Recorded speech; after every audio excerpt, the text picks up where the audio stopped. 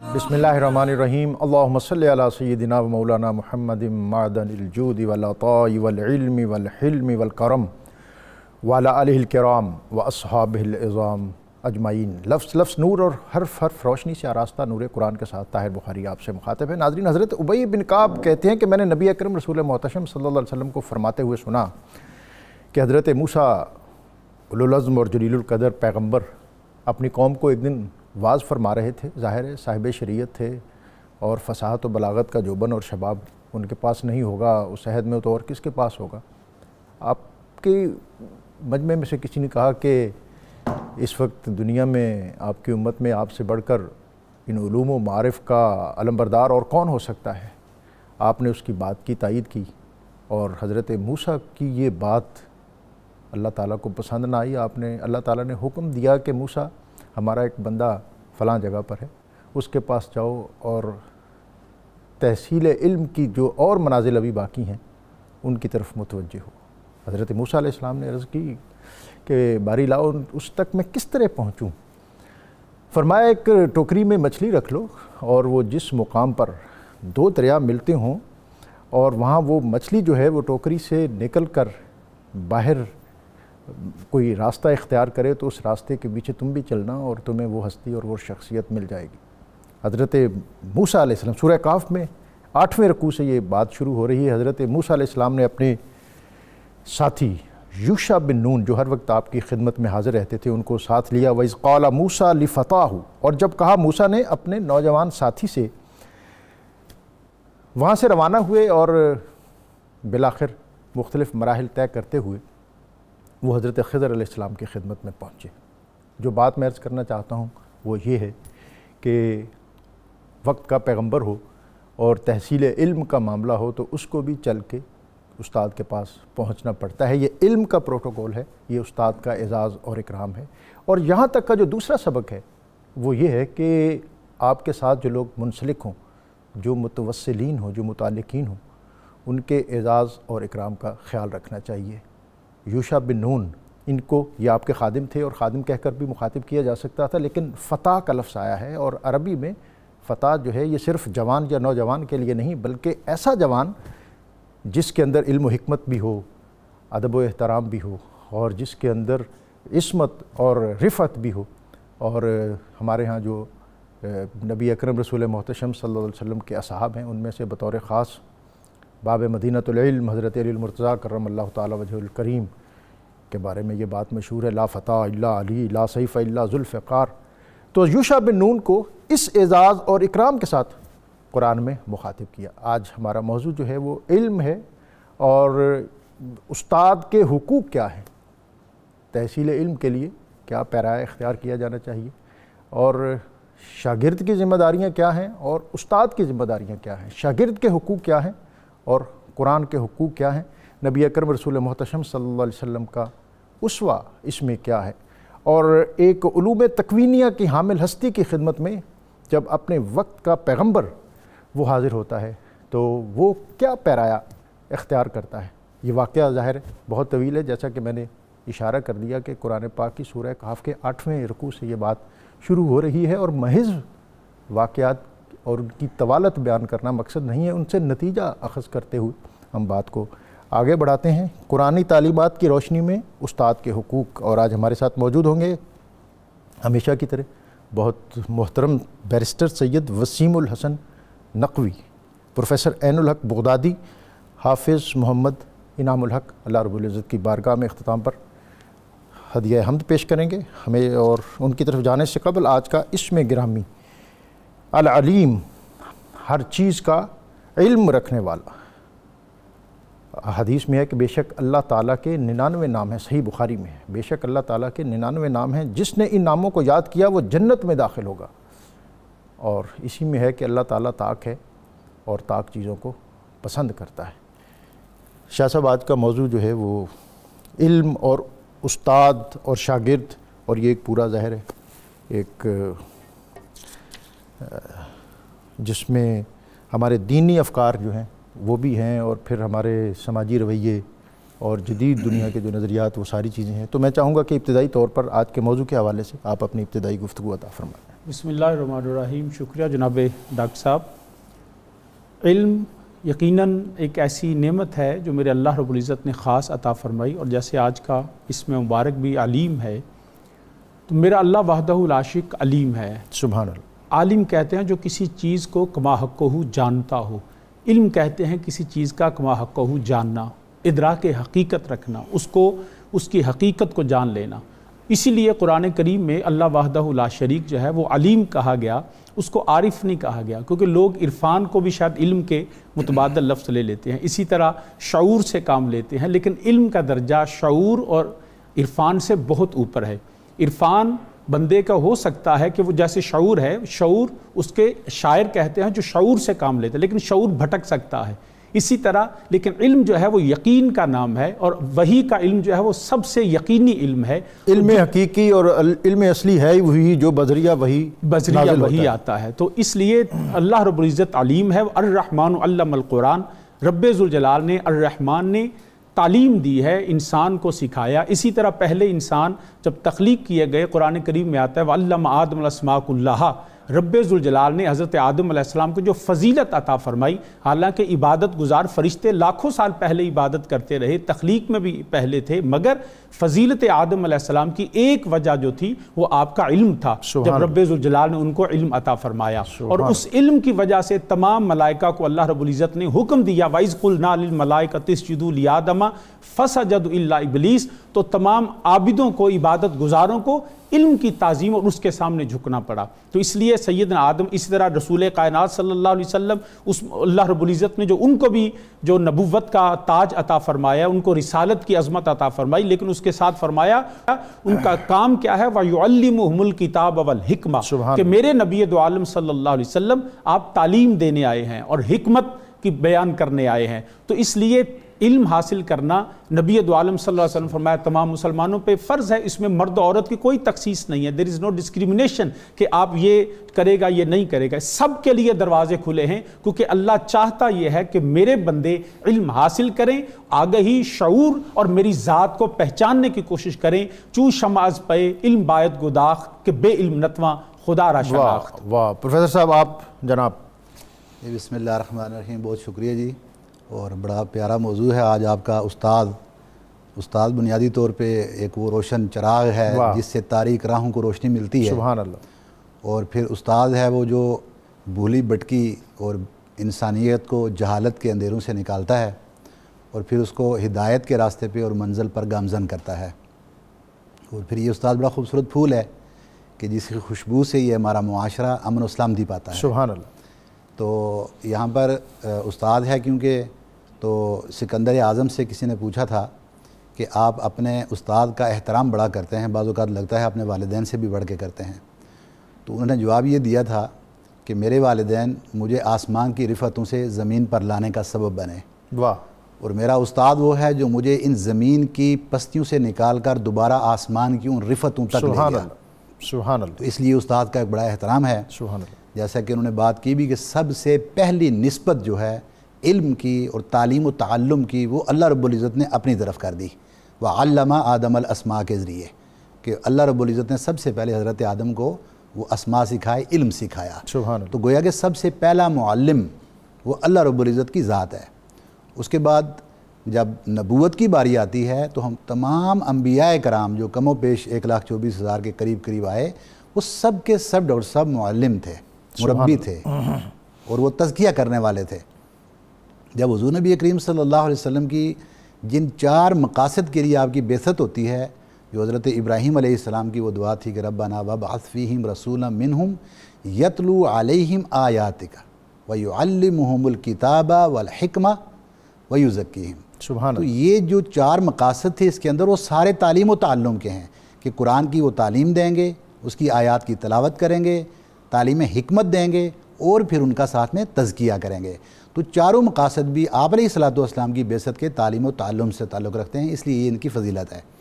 آپ علیہ الصلوۃ والسلام علم کی فضیلت کے اوپر مسجد میں تشریف لاتے ہیں. 2 محفلیں ہیں وہاں پہ, محفل ذکر ہے اور محفل علم ہے. تو آپ علیہ الصلوۃ والسلام تھوڑی سی دیر کے لیے محفل ذکر میں تشریف فرما ہوتے ہیں, اور پھر وہاں سے اٹھ کر محفل علم کی طرف جاتے ہوئے یہ فرماتے ہوئے جاتے ہیں وَبُعِثْتُ مُعَلِّمًا، مجھے معلم بنا کر بھیجا گیا ہے۔ تو گویا کہ آپ کا یہ فرمان مبارک بھی استاد کی جو فضیلت ہے یہ اس کو بیان کرتا ہے۔ اور آپ علیہ الصلوۃ والسلام کا یہ فرمان اقدس کہ صرف 2 ایسی ہستیاں ہیں جن کو شرف ملتا ہے اور جن کے شرف کے اوپر رشک بھی ہے۔ فرمایا ایک وہ مالدار اور غنی آدمی ہے کہ جس کو رب مال دیتا ہے اور پھر وہ اس کو اللہ کے نیک راہ کے اوپر خرچ کرتا ہے، اور ایک وہ شخص ہے جس کو اللہ رب العزت قرآن اور حدیث کا علم دیتا ہے اور پھر وہ اس علم کے مطابق فیصلے کرتا ہے اور اس علم کو آگے لوگوں تک پہنچاتا ہے۔ سبحان اللہ۔ اس لیے اساتذہ کرام کا ادب اور احترام، یعنی اس میں 2 چیزیں ہیں، ادب اور احترام۔ تحصیل علم کے اندر ایک بڑا اہم رول جو ہے وہ ادب کا ہے۔ حضرت عبد الرحمن بن القاسم یہ امام مالک کی خدمت میں 20 سال تک شاگردی میں رہے اور پڑھتے رہے ان سے۔ آپ فرماتے ہیں کہ میں نے 18 سال امام مالک سے ادب سیکھا، اللہ، اور صرف 2 سال ایسے تھے جن میں نے ان سے علم پڑھا۔ فرماتے ہیں جب میں پریکٹیکل لائف میں آیا اور انوالو ہوا تو میں نے اس بات کے اوپر ہمیشہ حسرت کی کاش یہ 2 سال بھی میں ادب سیکھ لیا ہوتا۔ سبحان اللہ۔ تو یہ ادب پہلا کرینہ ہے محبت کے کرینوں میں بھی، علم کے کرینوں میں بھی، واہ، کہ آپ کے پاس اگر ادب نہیں آئے گا تو یہ علم ہمارا کسی اور سائڈ پر ہمیں لے جائے گا۔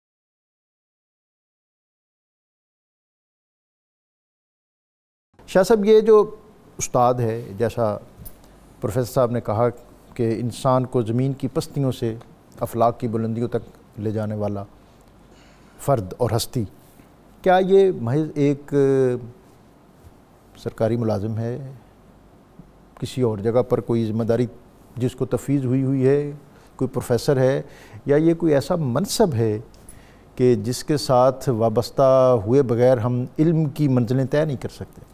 ڈاکٹر صاحب، حقیقت تو یہی ہے کہ اس کا جاب ہونا، پروفیشن ہونا اب یہ ہو چکا ہے، لیکن حقیقت میں یہ ایک منصب ہے، اور یہ منصب نبوت کے ساتھ اللہ نے اپنے انبیاء کو عطا فرمایا۔ سبحان اللہ۔ اور اس لیے ہر نبی کا کام یہ تھا لوگوں کو ہدایت دینا، ان کو ایجوکیٹ کرنا، اور نہ صرف ایجوکیٹ کرنا بلکہ جو ڈاکٹر صاحب بھی فرما رہے تھے، پروفیسر صاحب بھی، کہ اللہ رب العزت تعلیم، پہلا معلم اللہ وحدہ لا شریک ہے، لیکن اس کا تعلیم دینے کا انداز کیا ہے؟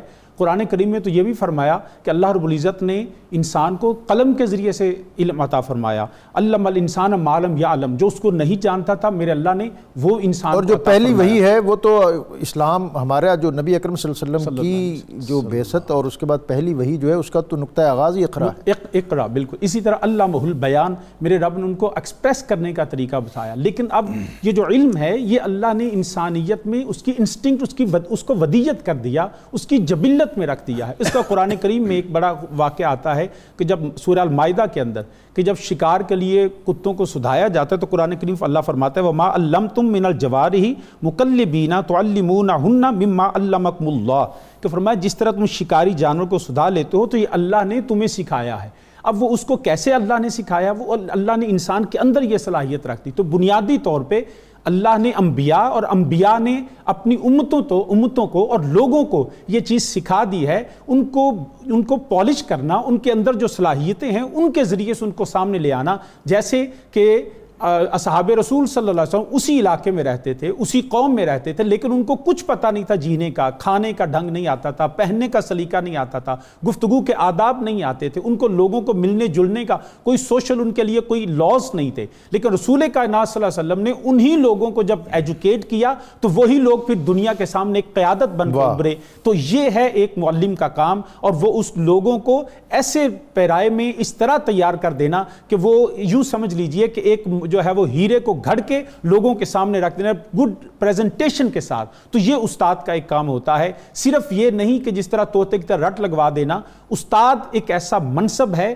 جو ان گھڑے ہوئوں کو گھڑ کے لوگوں کے سامنے پیش کرتا ہے, اور وہ لوگ دنیا کی قیادت کرتے ہیں. جس طرح ابو بکر صدیق رضی اللہ تعالیٰ, عمر فاروق رضی اللہ تعالیٰ, عثمان غنی, حضرت عمر فاروق, اب ان کی جرت, ان کی بہادری, ان کے سب کچھ ہونے کے باوجود لیکن وہ تراشا کس نے؟ وہ نبی دو عالم صلی اللہ علیہ وسلم کی غلامی نے, میرے آقا دو عالم صلی اللہ علیہ وسلم نے ان کو تراشا. اسی طرح حضرت مولا کائنات آپ نبی علیہ الصلوۃ والسلام کی صحبت میں رہے, بچپن سے میرے نبی علیہ الصلوۃ والسلام کے تھے, اسی لیے فرمایا یہ اب جو ہے انا مدینۃ العلم وعلی بابھا, علی کو میں نے اس طرح تیار کر دیا ہے کہ علی کے بغیر تم علم حاصل نہیں کر سکتے ہو. تو پھر علی اور مرتضیٰ نے آگے نحو کا علم, صرف کا علم, یہ ساری چیزیں کہاں سے ہمیں ملی ہیں؟ یہ مولا کائنات کے در سے ملی ہیں. اور علی کو تیار کس نے کیا؟ وہ معلم کائنات نے تیار کیا تھا. تو بنیادی طور پہ استاد کا کام ہوتا ہے کہ عام لوگوں کو دیکھیں. اس کے لیے سارے جو ہیں وہ اسٹوڈنٹس برابر ہوتے ہیں. اس میں تخصیص نہیں ہوتی کہ اس کا فیورٹزم نہیں ہوتا کہ یہ میرا فیورٹ چائلڈ ہے.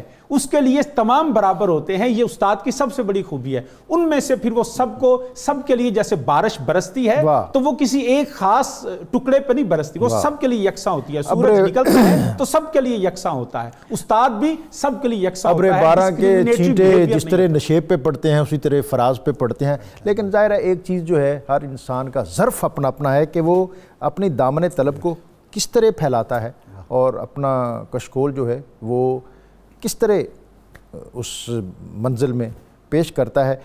آپ نے باب مدینۃ العلم حضرت علی المرتضیٰ کا تذکرہ کیا اور آپ نے فرمایا کہ میرے استاد کا حق مجھ پر فائق ہے. وہ چاہے مجھے فروخت کر دے, چاہے مجھے آزاد کر دے, اور چاہے مجھے ہمیشہ کے لیے, جس نے ایک لفظ بھی پڑھایا. جناب پروفیسر صاحب, ایک تو ادب والا جو ایشو ہے جو آپ نے فرمایا کہ ادب جو ہے یہ 18 سال, آپ ظاہر ہے اب عام آدمی میرے جیسے جو کم فہم ہے اس کی سمجھ میں تو یہ نہیں آ سکتا کہ 18 سال ادب جو ہے یہ سیکھا ہے یا ادب پڑھا ہے. کیا اس سے ادب سے مراد لٹریچر ہے یا اس سے مراد وہ مینر ہیں جو تحصیل علم کے لیے لازم ہونے چاہیے؟ اور اب یہ جو جدید تعلیم ہے, ہمارے ادارے ہیں, ہمارے دینی ایک وہ پروٹوکول ہے جو ہمارے دینی مدارس کا ہے. استاد بیٹھتا ہے, بچے بیٹھ جاتے ہیں, استاد کھڑا ہوتا ہے, اسٹوڈنٹ کھڑے ہو جاتے ہیں, وہ چلتا ہے تو وہ پیچھے چل پڑتے ہیں. ایک اب ہمارے جدید تعلیمی ادارے ہیں کہ استاد کلاس روم میں ہے, ٹائم لیکچر کا ختم ہوا ہے, اس کے بعد وہ کنٹین پہ بیٹھ کر ہاتھ پہ ہاتھ بھی مار رہے ہیں, گپ شپ بھی کر رہے ہیں. اور میں یہ شعر اکثر پڑھتا ہوں کہ سعادت روح کی کس چیز میں ہے آپ کیا جانیں, کہ کالج میں کوئی اس علم کا ماہر نہیں ملتا, وہ جس سے دل کی کھیتیاں وہ نرم اور گداز ہوں اور پھر وہاں علم و حکمت کے پھول کھلیں. وہ ہمیں منظر اور مظہر ملے تو کہاں سے ملے؟ اور اقبال نے بھی شکوہ کیا تھا کہ چشم بینا سے ہے جاری جوئے خون, علم حاضر سے ہے دین زار و زبوں. اور اس سے بھی پہلے اس نے کہا پڑھ لیے میں نے علوم شرق و غرب, روح میں باقی ہے اب تک درد و کرب.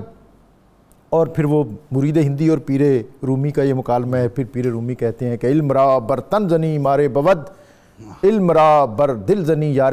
کیا تعلق ہے استاد اور شاگرد کا اور کیا ہونا چاہیے؟ ایک تو وہ ہے کہ جو ایک مثالی چیز ہے, اور ایک ہے جو حقیقت میں آج ہم دیکھ رہے ہیں. وہاں ہمارے لیے رہنمائی کوئی ایسی عطا کیجیے جس سے ہماری یہ نسل نو وہ ایسی کسی صراط مستقیم پر چڑھ جائے جس میں اس کے لیے برکتوں کا کوئی پیغام آئے. ڈاکٹر صاحب دیکھیں, ہمارے لیے جو مشعل راہ ہے اور جہاں سے ہم نے ہدایت لینی ہے وہ ہمارے لیے دستور حیات قرآن عظیم ہے, سبحان اللہ, اور پھر سنت نبی صلی اللہ علیہ وسلم ہے. تو سب سے پہلے تو قرآن عظیم سے ہم ادب سیکھتے ہیں علمی اعتبار سے, کہ جب اللہ رب العزت نے انسان کی تخلیق کرنا چاہی تو وہاں پر فرشتوں نے بھی اللہ رب العزت سے تھوڑا سا ڈیبیٹ کیا اور پوچھا کہ آپ ایک ایسے شخص کو بنانا چاہتے ہیں کہ جو دنیا میں جا کے فساد پھیلائے گا, تو اگر آپ کی عبادت ہی کرنی ہے تو وہ عبادت کرنے کے لیے تو ہم بھی کافی ہیں. تو اللہ رب العزت نے ایک بڑا پیارا وہاں پر جواب ان کو دیا تھا کہ انی اعلم ما لا تعلمون. یہ لفظ اعلم فوق کل ذی علم علیم, سبحان اللہ, یہ اس کی تعبیر تھی. اور سب سے پہلے بہت جاننے والے کی, جو آپ نے اس میں گرامی بھی شروع میں آج اس میں پاک کا دیا وظیفہ بھی, تو علیم گویا کہ علم کی کثرت ازلی اور ابدی, جس کی کوئی ابتدا نہیں اور جس کی کوئی انتہا نہیں, اس کے ساتھ وہ رب کی ذات جانتی ہے. سبحان اللہ. تو اللہ نے فرما دیا جب کہ میں جانتا ہوں جو تم نہیں جانتے. تو فرشتوں نے اللہ رب العزت کی تابعداری میں اور اس کے علیم ہونے میں اور اس کی حکمتوں کے تحت وہاں پہ سرنڈر کر دیا اور ڈیبیٹ پر فردر نہیں گئے، تو وہ مقبول ٹھہرے اللہ کی بارگاہ میں۔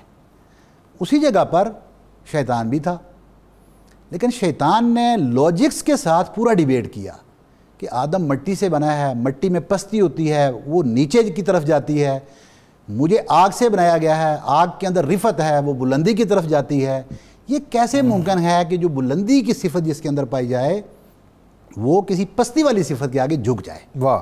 تو اس نے یہ ڈیبیٹ کیا رب کی ذات کے ساتھ، تو اللہ رب العزت نے وہ جو پہلی صفت بیان کی تھی نا کہ انی اعلم ما لا تعالی، جو میں جانتا ہوں وہ آپ نہیں جانتے، تو جب دیکھا اپنی اس علیم ہونے کے ناطے کہ یہ تو ڈیبیٹ کی طرف چلا گیا ہے، یہ تابعداری کی طرف آنے والا نہیں، اور کوئی نہ کوئی ذی علم کسی علیم کے آگے سرنڈر ضرور کرتا ہے، وہ سرنڈر نہیں کر رہا، یعنی وہ اس کے علاوہ چارہ ہی کوئی نہیں، وہ تربیت والے پہلو پہ نہیں آ رہا، رہا، وہ ہر ممکن صورت میں اپنے اوپر والے علم کے ساتھ بھی ڈیبیٹ کرنا چاہتا ہے، رب کی بارگاہ سے مردود ٹھہرا۔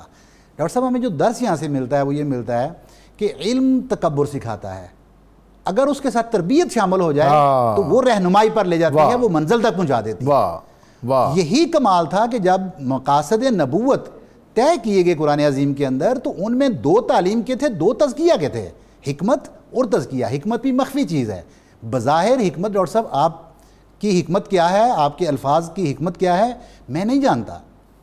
ایسے ہی صوفیاء اکرام جو اللہ رب العزت کی طرف سے اور علم باطنی کے حضور علیہ السلام کی طرف سے وارث ہیں، اب ان کے علوم کی حکمتیں ہم اپنی لاجکس کے ذریعے جاننے کی کوشش کرتے ہیں۔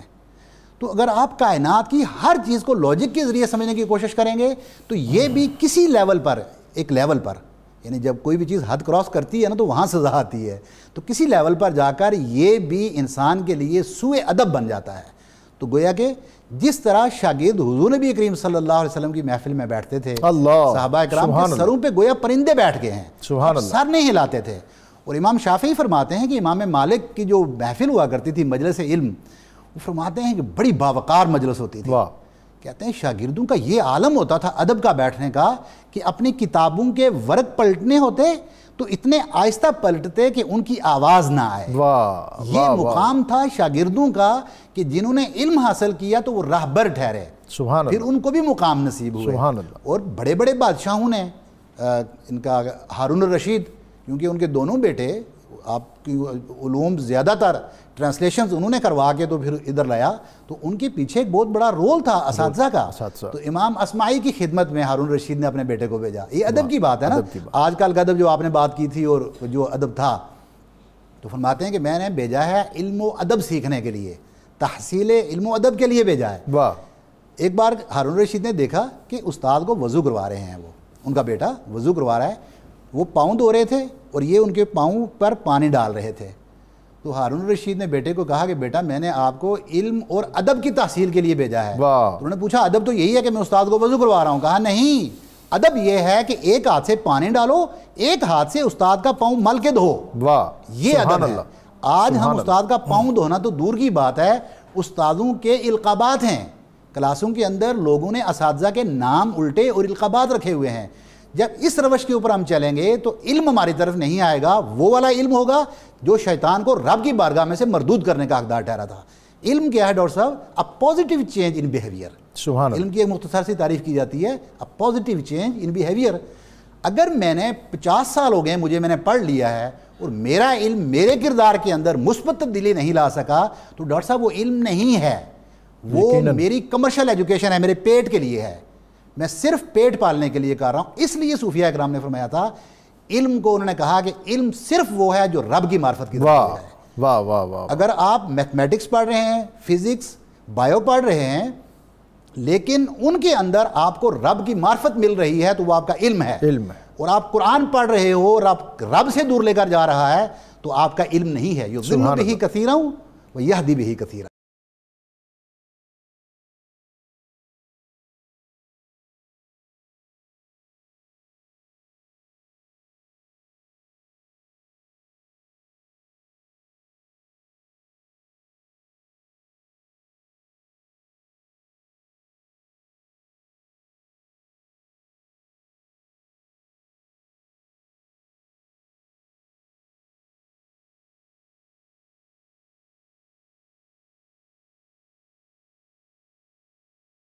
آج ایک انتہائی اہم موضوع کہ استاد کے، ٹیچر کے حقوق کیا ہیں اور قرآن و سنت ہمیں اس حوالے سے کیا رہنمائی اور روشنی اور کیا خطوط وضع کی ہیں، اور پروفیسر صاحب نے اور شاہ صاحب نے اس حوالے سے بریک سے قبل جو عمدہ باتیں کی ہیں اس میں ایک بہت بنیادی بات شاہ صاحب نے کریکٹر اور کردار، اور پروفیسر صاحب نے کہ وہ تزکیہ اور طہارت، یعنی از خود وہ اس منصب پر فائز بھی ہو اور پھر اس کے بعد جو لوگ اس سے منسلک ہوں گے وہی پھر ان راہوں پر چلیں گے۔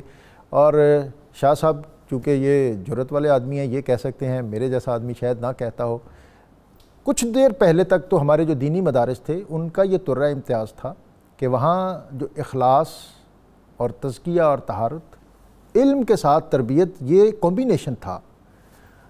اب ظاہر ہے جو زمانے کے چلن ہیں ان میں یہ چیزیں تھوڑی کم ہوتی جا رہی ہیں، لیکن اس کے باوجود آج بھی میں نے کچھ عرصہ پہلے میں نے علماء جو پرانے تھے جن کے نام پر آج ادارے چلتے ہیں کہ تہجد کے وقت وہ اپنے بچوں کو، اپنے طلباء کو اٹھایا کرتے تھے، اور یہ بات جو میں بیان کر رہا ہوں یہ مجھے مولانا محب اللہ صاحبزادہ پیر محب اللہ نوری بصیر پور والے جو ہیں، انہوں نے اپنے والد جو فقیہ الاثر تھے مولانا پیر محب اللہ نور اللہ بصیر پوری، انہوں نے یہ مجھے بتائی، انہوں نے کہا کہ میرے والد گرامی اپنے جو اسٹوڈنٹ ہوتے تھے ان کے ادارے میں پڑھنے والے، تہجد کے وقت ان کو اٹھاتے تھے، اور اٹھانے کا ان کا طریقہ یہ تھا کہ وہ ان کے پاؤں کو جنبش دیتے تھے۔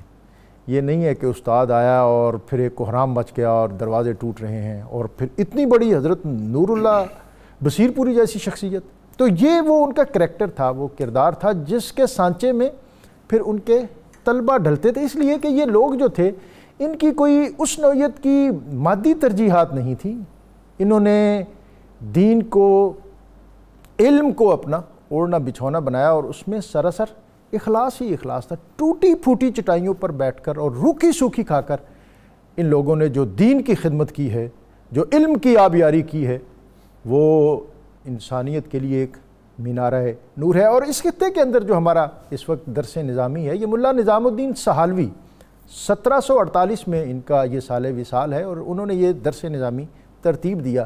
بر صغیر میں جو موجودہ درسیات ہے اس کے 4 مختلف ادوار ہیں، اور بر صغیر میں جس راستے سے اسلام آیا، یعنی غزنی اور یہ پشاور اور لاہور، اسی راستے سے ہمارا مدارس کا نظام بھی آیا، اور 4 مختلف ادوار کے بعد جو آخری دور جس کے تحت ترتیب شدہ درس نظامی کا نصاب آج کل ہمارے مدارس میں پڑھایا جا رہا ہے، یہ آخری نصاب ہے جس میں سے تصوف کا اخراج ہوا۔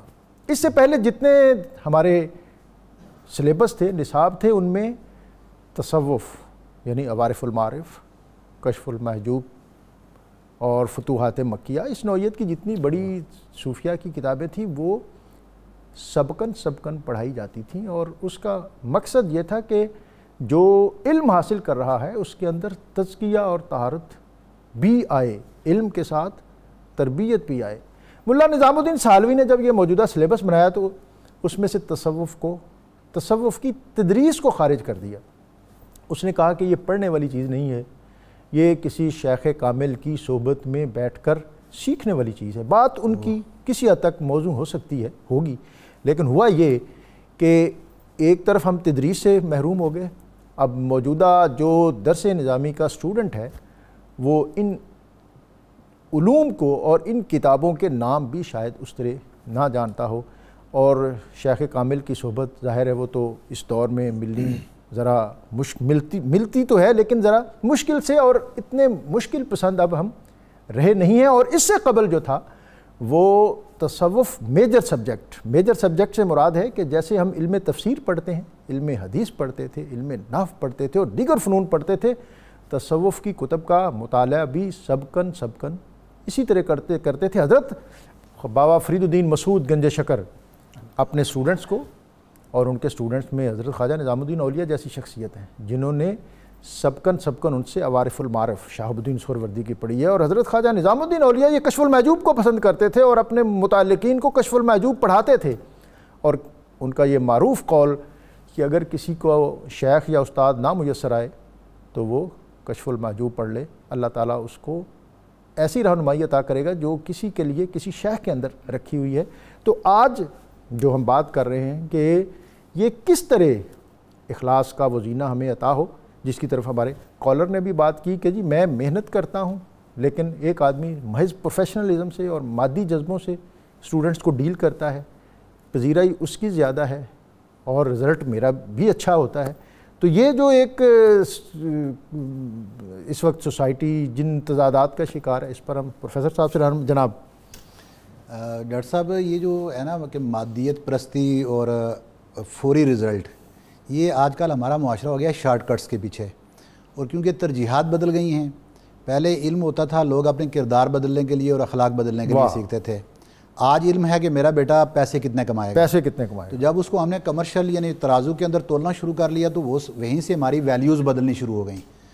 تو دوسری ایک اہم بات یہ ہے کہ ہم نے اپنے بچوں کو، آپ کو میں ایک مثال ایسی سر سادہ سی عوام کے لیے میں دے دیتا ہوں کہ ایک پیپر ہمیں ملتا ہے ایگزام کے اندر، جس کے اندر کمپلسری ہوتے ہیں 5 کویسچنز ہمیں حل سالو کرنے۔ ہم یہ کریں اگر کہ صرف ان میں سے ایک کویسچن سالو کر کے اور 4 کو چھوڑ کے آ جائیں اور یہ سمجھیں کہ ہم پیپر میں پاس ہو جائیں گے، تو یہ پاسبل نہیں ہوگا۔ ایسے ہی ہماری زندگی کے بہت سارے کویسچنز ہیں، ہماری زندگی کے بہت سارے پورشنز ہیں، ان میں سے ایک پورشن صرف یہ کمرشل ہے، یہ ہمارا پیٹ پالنا، یہ ایک پورشن ہے۔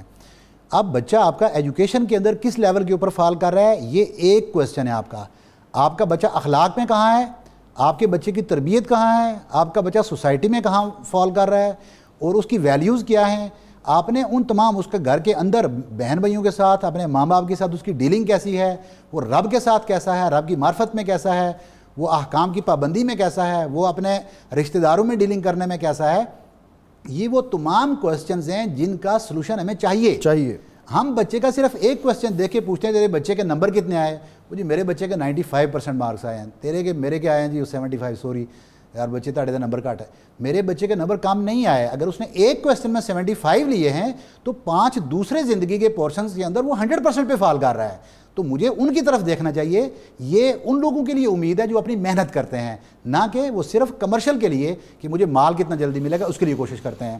ایک علم لدنی کا مختصر میں چاہوں گا کہ آپ چلتے چلتے وہ بھی کہیں چلیں۔ مختصر ترین یہ ہے کہ انہوں نے بھی بات کی تھی، میں نے وہ کتاب میں پڑھا ان کا پیر کرم شاہ صاحب الازہری رحمۃ اللہ علیہ، انہوں نے یہ بیان کیا تھا کہ حضور نبی اکرم صلی اللہ علیہ وسلم جب پہاڑ پر تشریف لے گئے اور قریش کو بلایا اور ان سے پوچھا کہ اگر میں یہ کہوں پہاڑ کے پیچھے سے دشمن آ رہا ہے تو آپ یقین کر لو گے، تو سب نے کہا کہ ہاں ہم آپ کیونکہ صادق اور امین ہیں تو اس لیے تو ہم آپ کی بات پر یقین کر لیں گے۔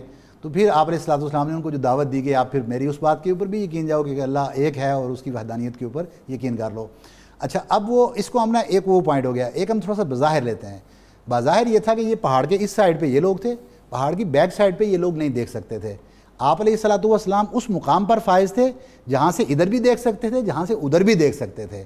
تو بس فرق یہ ہے کہ علم لدنی اس کے پاس ہے، وہ دونوں طرف دیکھتا ہے، اور میرے جیسا بندہ وہ ہے جو بس ایک ہی سائڈ دیکھ کے اسی کو پکڑ کے بیٹھ جاتا ہے، کتاب میں یہ کیوں لکھا، میری عقل اتنی ہے مجھے سمجھ نہیں آتی تو لکھنے والے نے لکھ دیا، سمجھنے والا اس کو سمجھ لے گا، مجھے سمجھ نہیں آ رہی ہے تو کیوں چیخیں مارتا ہے۔ اور یہ جو ہمارا دنیا کا علم ہے، قرآن نے تو وَمَا لَهُم بِهِ مِنْ عِلْمٍ يَتَّبِعُونَ إِلَّا الظَّنَّ وَإِنَّ الظَّنَّ لَا يُغْنِي مِنَ الْحَقِّ شَيْئًا، کہ یہ جس کو علم سمجھتے ہیں یہ علم نہیں، یہ تو ظن اور گمان ہے، اور ظن اور گمان جو ہے وہ تو حق کی جگہ نہیں لے سکتا۔ اور جن کو سراپردہ غیب سے جو علم نازل ہوتا ہے وہی علم لدنی ہے۔ اور نا آپ نے انٹرو کے اندر دے دیا حضرت موسیٰ جو سیکھنے آئے تھے، سبحان اللہ، وہ سبحان اللہ۔ جی جناب، ایک تو اپنی بات بھی آگے بڑھائیے اور جو چیدہ حقوق ہیں، خاص حقوق بیان کر دیں جس سے ہم رہنمائی بھی لیں۔ میں بات کو اسی طرح آگے بڑھاتا ہوں کہ یہ جو کمرشلزم اور یہ ساری چیزیں ہم ایکچولی فوری نتیجہ چاہتے ہیں۔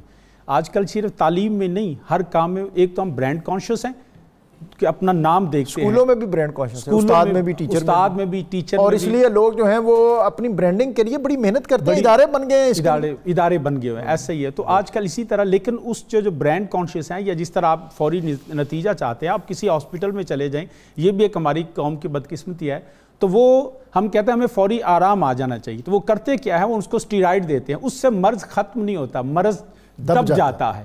لیکن بعد میں وہ ناسور بن کے اور کینسر کی صورت میں جب نکلتا ہے تو ہر چیز کی تباہی پھیر دیتا ہے۔ یہی معاملہ ہمارے ساتھ تعلیم میں ہو رہا ہے کہ ہم فوری نتیجہ چاہتے ہیں، مارکس اچھے آنے چاہیے، کردار کچھ نہ رہے، مارکس اچھے آنے چاہیے۔ میں نے ایسے ڈاکٹر صاحب اپنی آنکھوں سے بچوں کو دیکھا کہ جو اسکول میں بڑے اچھے ہیں لیکن اپنے گھر میں والدین ان سے تنگ ہیں، ان کی زبان سے، ان کے جو ہے وہ کردار سے، اس سے وہ کر کچھ نہیں سکتے۔ اور اس آج کی جو تعلیم ہے وہ سب سے زیادہ یہ سکھاتی ہے جی میرا بھی کوئی حق ہے، میں بھی کچھ ہوں، جی مجھے بھی جینے کا حق چاہیے۔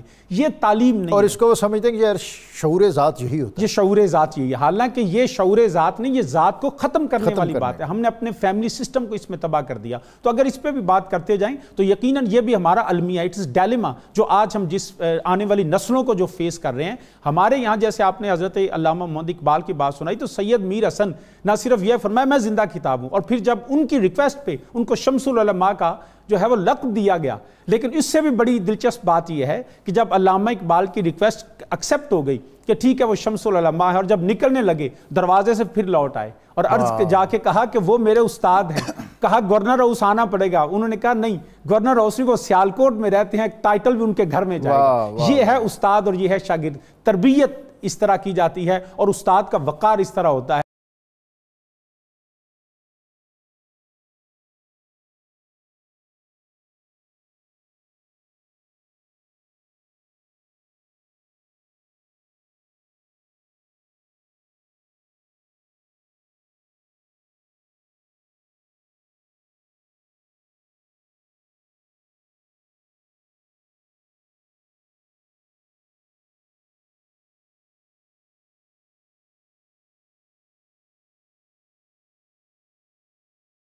ظاہر ہے بہت اہم اور مستحسن ہے کہ جو ٹیچر ہے اس کا رول اور اس کا کریکٹر اور اس کی جو انٹیگریٹی، اس کی دیانت جو ہے وہ بہت اہم ہے۔ میسیج کوئی ایسا دے دیں، آپ ایک ایسے ادارے سے منسلک ہیں جہاں تحقیق اور تدریس اور پھر نسل نو کے حوالے سے آپ بہت سی چیزوں کو کنسیڈر کرتے ہیں، کوئی ایسا میسیج دیں کہ جو آج کے ہمارے پروگرام کے حوالے سے ہمارے زائرین اور ہمارے ناظرین کے لیے ایک زیادہ راہ ہو۔ جی، سب سے بڑی بات یہ ہے کہ علم سکھانا یہ نبوی پیشہ ہے۔ واہ، جو استاد محنت کے ساتھ علم سکھا رہا ہے وہ کبھی مایوس نہ ہو کہ اس کا نتیجہ نہیں آئے گا۔ اور دوسری بات شاگردوں کے اور طالب علموں کے لیے ہے کہ جو میرٹ کے اوپر بات ہوتی ہے، اور آج کل ہم نے تعلیم کو ٹیچر کے پاس جانے کے بجائے ٹیچر کو اپنے گھروں میں رکھ لیا کیونکہ ہمارے پاس پیسہ بہت ہے۔ حضرت اور ٹیچر آگے بیل دیتا ہے کہ جی ٹیچر آ گئے، جی ٹیچر آ گیا، اور کہتے ہیں کہ جی ابھی شاگرد صاحب جو ہیں وہ تیار ہو رہے ہیں، جی ابھی تیار ہو رہے ہیں یا سوئے ہوئے ہیں۔ حضرت عبداللہ ابن اور آج ان کا موڈ بھی نہیں ہے، یہ بھی ہے۔ حضرت عبداللہ ابن عباس رضی اللہ تعالیٰ اللہ ابن عم الرسول، آپ علیہ السلام کے چچا زاد، سبحان اللہ۔ تو آپ حضرت زید بن ثابت رضی اللہ تعالیٰ ایک جنازہ پڑھا کے باہر نکلے تو سواری لائی گئی ان کے لیے، تو حضرت عبداللہ ابن عباس بڑے اور ان کی سواری کی رکاب پکڑ لی، تھام لی، ادب کے لیے، ادب کی وجہ سے وہ حیران ہوئے، فرمانے لگے ابن عم الرسول یہ کیا کر رہے ہیں؟ انہوں نے فرمایا کہ علماء اور اکابرین کا ادب ایسے ہونا چاہیے۔ اور عبداللہ ابن عباس جو آج علم کے اندر ہم دیکھتے ہیں جن کی تفسیری روایات، ایک پورا دبستان ہے۔ آپ قیلولہ کا ٹائم دیکھتے کیونکہ سب اس لوگ اس وقت گھر میں ہوتے ہیں، اساتذہ کے گھروں میں پہنچ جاتے ہیں، یعنی گھر میں نہیں جا کے نوک نہیں کرتے، لوگ سوئے ہوئے ہوں گے، باہر جگہ دیکھتے لیٹ جاتے، مٹی آلود ہو جاتا جسم ان کا، لیکن جب وہ استاد اٹھتے باہر نکلتے دیکھتے عبداللہ ابن عباس تو یہاں لیٹے ہوئے مٹی کے اندر، تو آپ نے پہلے کیوں نہیں بتایا؟ میں نے استاد کے ادب کی وجہ سے نہیں بتایا، اللہ اکبر، تاکہ اللہ اکبر، میں آپ کا وقت ضائع نہ کروں، آپ باہر آئیں گے میں آپ سے سیکھ لوں گا۔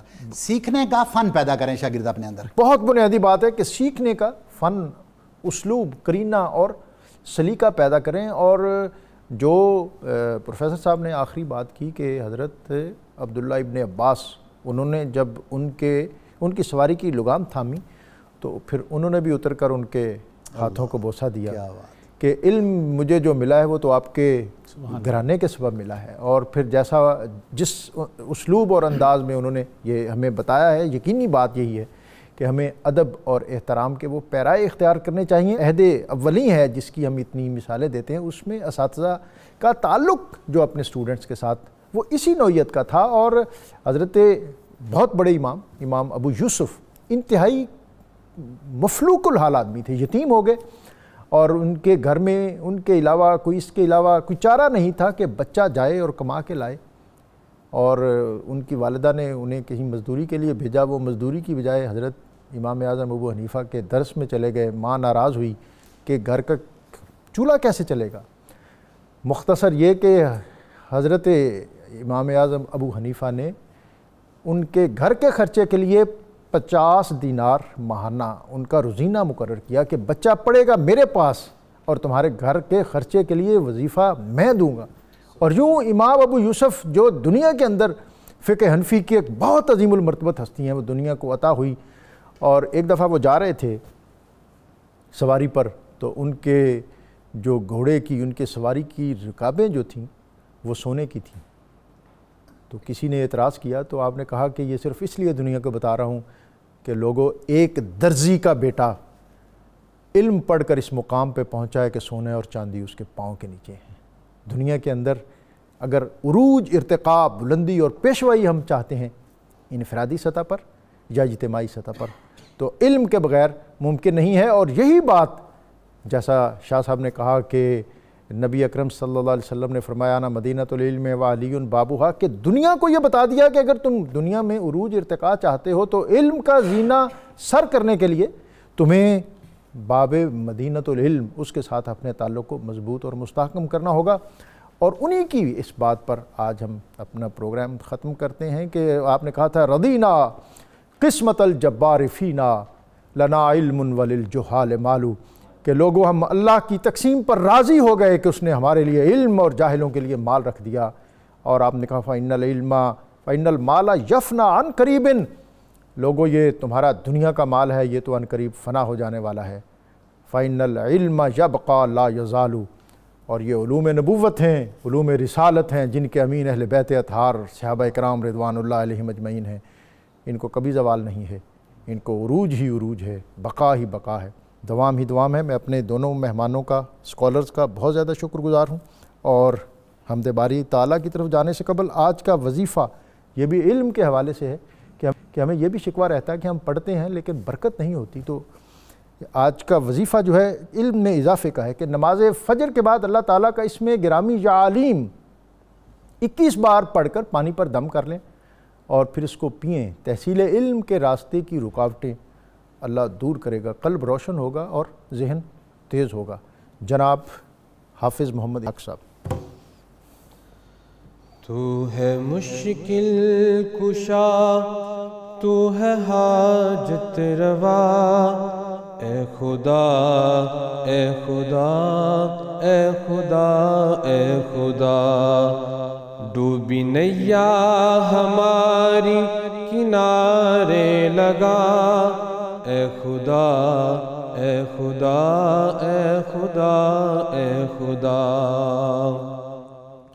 ہم گناہ گار ہیں، ہم سیاہ کار ہیں، تیری رحمت کے مولا طلبگار ہے۔ ہم گناہ گار ہیں، ہم سیاہ کار ہیں، تیری رحمت کے مولا طلبگار ہے۔ ہاتھ اٹھائے ہوئے کر رہے ہیں دعا، ہاتھ اٹھائے ہوئے کر رہے ہیں دعا، اے خدا اے خدا اے خدا اے خدا۔ در تیرا چھوڑ کر ہم کہاں جائیں گے، در تیرا چھوڑ کر ہم کہاں جائیں گے، جھولی اپنی کہاں جا کے پھیلائیں گے، غیر کے در پہ جانے سے ہم کو بچا، غیر کے در پہ جانے سے ہم کو بچا، اے خدا اے خدا اے خدا اے خدا۔ کھول دے اپنی رحمت کے در، کھول دے اپنی رحمت کے در، ہو نہ شہزاد ناگی کہیں در بدر، ہو نہ شہزاد ناگی کہیں در بدر دے رہا ہے محمد کا یہ واسطہ، دے رہا ہے محمد کا یہ واسطہ۔ اے خدا اے خدا اے خدا اے خدا اے خدا اے خدا اے خدا۔